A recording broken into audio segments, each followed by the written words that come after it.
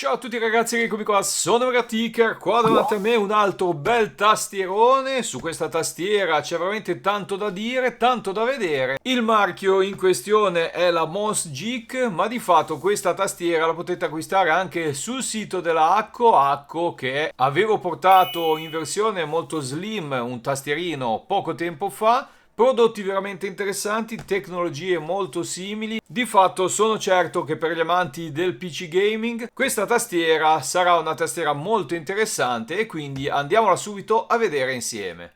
Iniziamo subito ad andarla ad unboxare insieme, togliamo la pellicola dello scatolone, pellicola che ripeto a parte il modello della tastiera al marchio, vi fa vedere, vedete in questo quadratino che sono montati gli switch All Effect di Acco, ma ovviamente la cosa interessante è all'interno dello scatolone nero, quindi andiamolo ad aprire insieme. Pacco pesantissimo, vi dico già, ve lo spoilerò, che si tratta di una tastiera che pesa circa 2 kg. Ebbene sì, perché lei, come vedrete adesso, intanto vedete qua sopra un libricino anche questo molto simile, se non identico a quello che avevamo già visto nella tastiera dell'Acco. Questa è la parte in lingua incomprensibile, ma da quest'altra, se qualcuno è meno ignorante di me in inglese, qualcosa ci capisce. E qua c'è scritto un po' tutto su come abilitare le varie funzioni della nostra tastiera. Andiamo a togliere la protezione in plastica trasparente, andiamo a tirare fuori la pesantissima, solidissima tastiera, eccola qua. La mettiamo un attimo qui di lato, perché da questo scatolone molto ben protetto andiamo a tirare fuori lo scatolino con tutti gli accessori. E come di consueto, prima della tastiera andiamo a vedere cosa ci forniscono insieme ad essa. Pacchettini ce ne sono veramente tanti, ve lo dico già.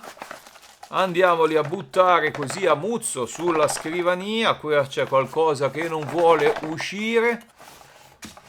Eccolo qua, quello era il cavo, non c'è null'altro. E visto che, come si dice, beati gli ultimi che saranno i primi, ecco qua, vi faccio vedere il loro cavo molto carino con questo effetto fisarmonica, cavo in gomma, e guardate che carini gli innesti placcati oro, Type A da questa parte e Type C da quest'altra. All'interno della confezione ci sono le due pinzette, le avevamo già viste nell'altro modello, sono pressoché identiche, servono per andare a rimuovere, questa nello specifico, gli switch, mentre quest'altra, la vedete fatta in questo modo, serve andare a levare i tasti. Abbiamo poi dei pezzi di ricambio, più avanti vedremo questi dove vanno. Sono gommini di supporto della parte interna che va abbattuta con il case in alluminio. Ve lo faccio vedere dopo perché andremo a smontare insieme la tastiera per farvi vedere anche dentro com'è fatta. Sempre a proposito di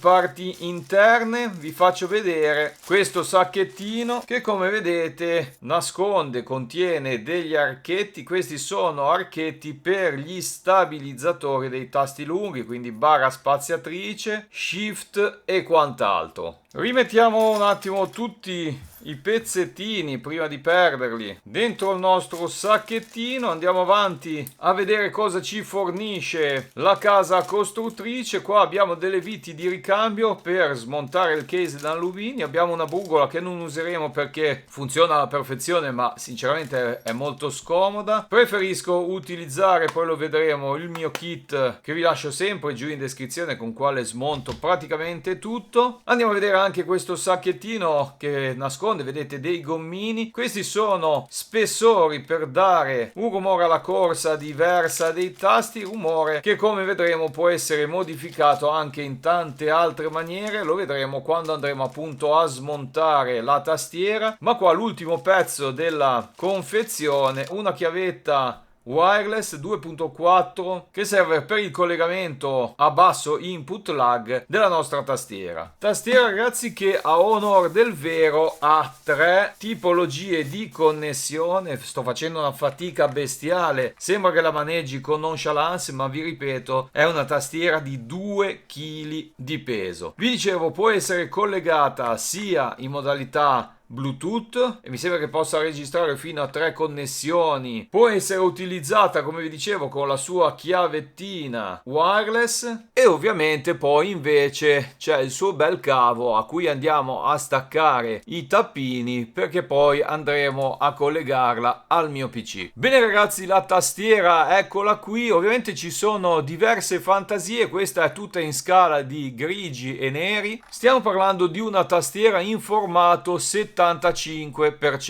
Abbiamo la bellezza di 82 tasti, come dicevo e ve l'ho detto varie volte, il peso esattamente è 1950 grammi. Abbiamo una larghezza di 33,3 cm per una profondità di 14,6. Per i più curiosi ragazzi, questa altezza mi sembra sia 3 cm,6. Da cosa è composta la tastiera? Ebbene, molto lineare e semplice. C'è una rotella che vi permette di alzare e abbassare il volume multimediale di quello che state facendo. Questa rotella può essere anche premuta e potrete abbassare e alzare la retroilluminazione della tastiera stessa, perché lei ovviamente è retroilluminata. Nella parte posteriore vedete c'è l'attacco USB Type-C sagomato, il cavo entra, a dire il vero la sagomatura permette, vedete, l'accesso di altri cavi di forma diversa. Non è di quelli a filo che lo tiene perfettamente fermo, ma essendo la tastiera pesante 2 kg, dubito che se ne andrà a spasso per la vostra scrivania, e a questo comunque concorrono anche, vedete, i 4 piedini in gomma nella parte sottostante. Di fatto la tastiera dagli altri lati non ha nient'altro da segnalare. Quello che adesso vi vado a segnalare, tolgo un attimo il cavo per non spaccarlo, prendo la mia bella pinzetta per togliere i tasti e vi faccio vedere qui dal caps lock. Qua sotto vediamo nascosto uno switch per il cambio di connessione, così in centro lo switch si connette in modalità cablata al vostro Windows. Se lo abbasso con l'unghietta lui si connette, vedete, se è accesa, in modalità wireless 2.4 alla chiavetta e quindi poi al vostro Windows. Se invece lo vado a tirare su del tutto, in questa maniera lui può essere connesso anche al Mac. A dire il vero, questo switchino lì nascosto è interessante, ma non è il massimo della comodità, anche perché ovviamente nel momento in cui dovrete andarlo a switchare dovrete togliere il tastino. Già che ci siamo, vi faccio vedere gli switch, ecco qua, scelti da loro. Sono quelli che vi avevo già portato della tastiera Acco, switch completamente roll effect, magnetici, e quindi di fatto permettono una funzionalità analogica invece che solo digitale. Cosa significa analogica invece che digitale? Che voi potrete impostare dei livelli di pressione per realizzare delle feature durante il gioco. Ad esempio, in un gioco di guida potrete decidere che questo è un acceleratore e più schiacciate il vostro tastino, più la lancetta dell'accelerazione va avanti. Togliamo un po' di caps per farveli vedere da vicino. Vedete, hanno la letterina sul davanti, letterina trasparente che durante la retroilluminazione viene visualizzata con facilità, perché lei invece nella parte superiore non ha nulla, nessuna indicazione. La sagomatura dei nostri keycaps, i nostri tasti, è una sagomatura chiamata OEM, l'avevamo già vista, è la stessa dell'altra tastiera che vi avevo portato. Tasti in plastica abbastanza rigidi, anzi molto rigidi, direi piuttosto resistenti. Si può togliere ovviamente anche il rotellone, mi sembra anche piuttosto, forse anche troppo semplicemente, ma è anche vero che le trazioni verso l'alto normalmente non vengono fatte. Ad ogni modo la sua rimozione serve per andare ad aprire la tastiera, lo faremo insieme dopo. Vi avevo detto che l'avrei attaccata via cavo, invece no, ho deciso, facciamo così, la vado a collegare al mio PC tramite la sua chiavetta Ed eccola qua ragazzi, accesa la retroilluminazione, eccola qua adesso in modalità pulsante. Potrete attraverso il software, che è identico a quello della Acco, però segnalo che dovrete scaricarlo sul sito della Monster Geek. Io ho perso veramente delle ore perché non capivo. Di fatto vedete, lanciavo questo software che è della Acco, credevo che avrebbe riconosciuto la tastiera, e invece bisogna lanciare questo che è della Monster Geek, scaricabile nel loro sito, e come vedete lui invece riconosce assolutamente il dispositivo, ma l'interfaccia, se vi ricordate, se avete visto altro video, è completamente identica. Non vi faccio vedere ragazzi tutte le particolarità di questo software, qualcosa tra l'altro la devo ancora capire, ma vi faccio vedere quello che era il discorso del tasto analogico, quindi roll effect. Come vedete sono entrato in modalità di simulazione, schiaccio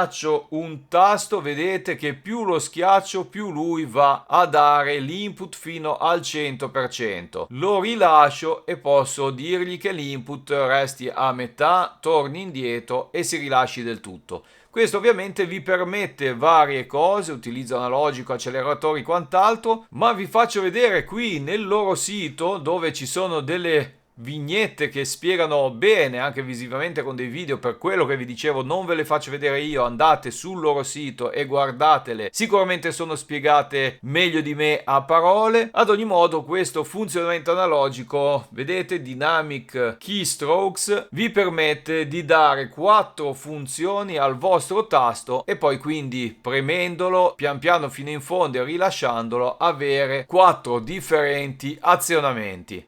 Eccoli qui. Ci sono poi delle agevolazioni, vedete, nei giochi sparatutto, dove ad esempio dovete uscire dalle paratie e avete bisogno di movimenti precisi, rapidi e brevi. Vi fa vedere questa animazione, come entrare e uscire da un muro senza questo DKS.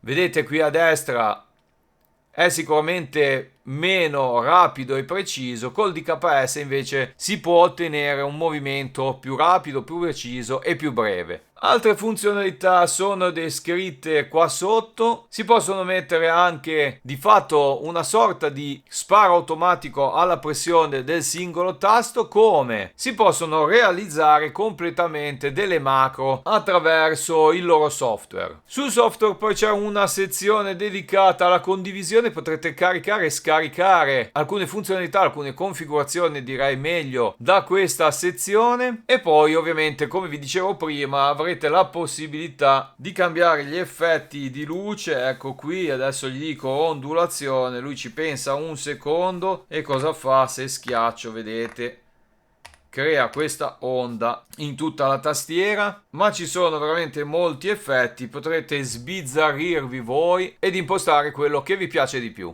Vi invito a vedere anche l'altro video che avevo già fatto per magari scoprire delle funzionalità del software che in questo momento non vi ho detto. Non avevo intenzione di approfondirlo troppo, perché comunque potete poi farlo voi direttamente a casa vostra scaricandovelo, ma quello invece che volevo farvi vedere in questo video era lo smontaggio, il tear down diciamo di questa tastiera, per farvi vedere come è costruita. Per farlo ragazzi devo andare a prendere il mio cacciavitino, vediamo un po', forse questa punta e forse questa sono le due che mi dovrebbero servire per smontare il mio case. Vado ad inserirla, giriamo la tastiera. Ovviamente l'ho spenta e non è più collegata al mio PC. Sul davanti, essendo più stretta, più bassa la tastiera, queste viti sono, vedete, molto più corte, quindi non potrete sbagliarvi una volta smontate. Andiamo a togliere e svitare anche l'ultima. Ed ecco lì che possiamo andare ad aprire il nostro bel tastierone. Solleviamo questo foglio, andiamo a sganciare subito i contatti, contatto della batteria e contatto della alimentazione elettrica. Ok ragazzi, una volta sganciato vi faccio vedere, togliamo sto foglio, questo è il primo, vado a metterli in ordine perché sennò poi non mi ricordo più come sono montati, e intanto qua potete vedere 6000 mAh la batteria che viene equipaggiata su questa tastiera.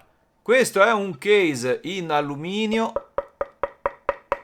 molto rigido, molto robusto, molto bello. Vi ricordo che questa è una tastiera completamente personalizzabile, potrete andarla a smontare, cambiare tasti, keycaps, switch, potrete andare a cambiare questi fogli in schiuma, fogli che servono ad attutire, ad attenuare il rumore metallico proveniente appunto dall'azionamento di tasti su case metallico in alluminio. Ce ne sono veramente tanti, perché come vi dicevo c'è questo che è già morbidoso, è il primo che trovate, poi c'è quest'altro che vedete è in schiuma, tutto morbido, potrete toglierlo eventualmente per cambiare il risultato sonoro della pressione dei tasti e personalizzarla completamente a vostro piacimento. Qui ci vuole l'altra testa del cacciavite, testa a croce, per svitare qualche vitina.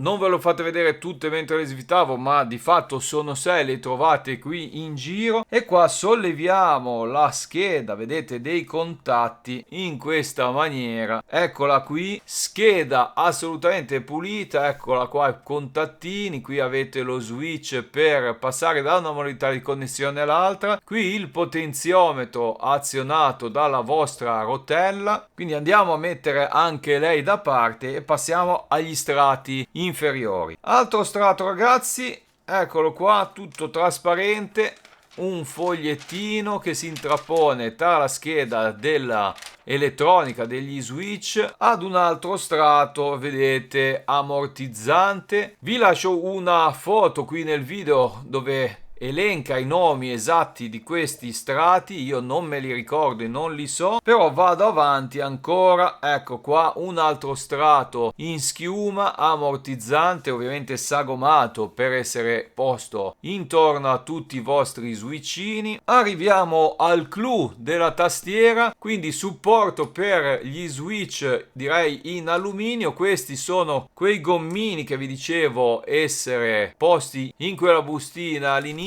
quindi ne avete 4 di ricambio se andassero danneggiati. Qui invece ci sono le barre, vedete, degli stabilizzatori, della barra spaziatrice in questo caso, questo è quello di ricambio.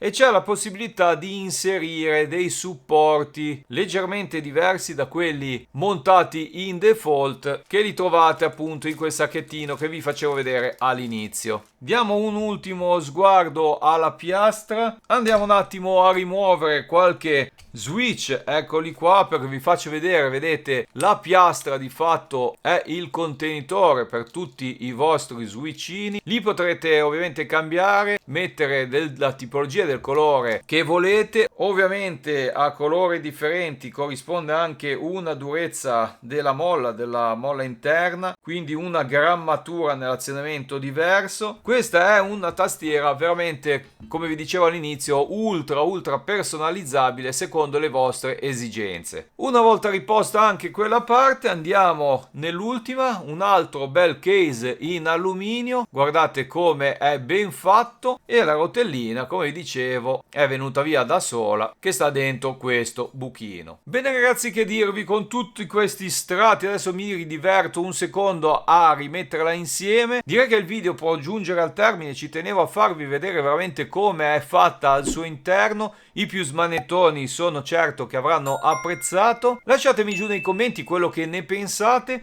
e restate un attimo con me, perché adesso riassemblo tutto e vi faccio un test, so che è tanto richiesto, sul rumore emesso dalla tastiera in azionamento una volta assemblata con tutti i suoi strati ammortizzanti all'interno. Vi ricordo ancora ragazzi che potete personalizzare quel rumore togliendo 1, 2, 3 strati, quelli che volete, dall'interno della vostra tastiera.